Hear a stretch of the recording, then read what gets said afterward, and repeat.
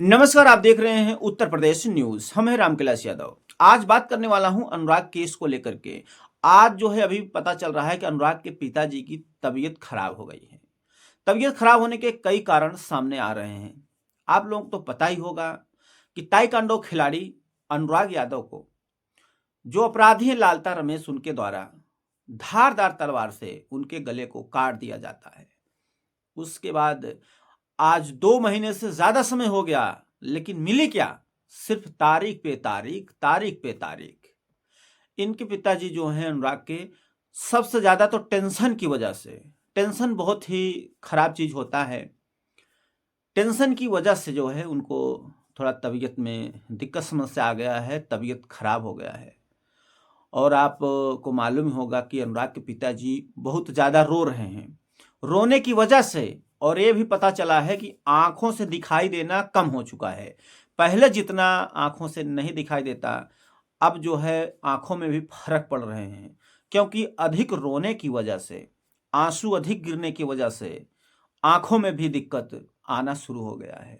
और अभी ठंड का सीजन भी चल रहा है।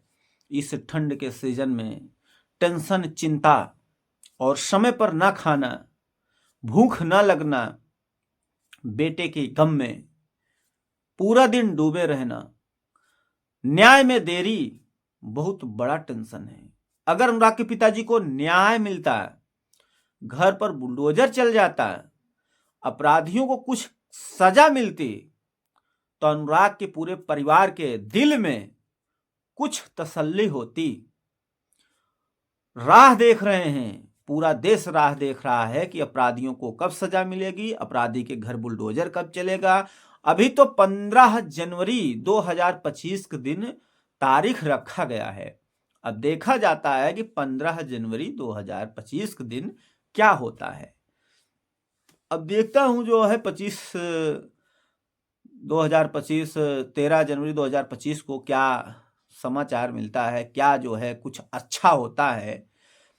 अब सबसे बड़ा जो है टेंशन की वजह से इनका तबीयत खराब हुआ है।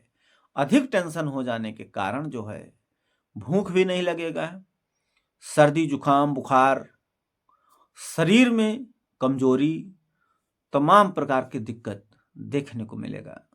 अनुराग के परिवार वालों को जब तक न्याय नहीं मिलता तब तक वो लोग टेंशन में रहेंगे, तब तक वो लोग चिंता में रहेंगे, पूरा परिवार चिंता में रहेगा।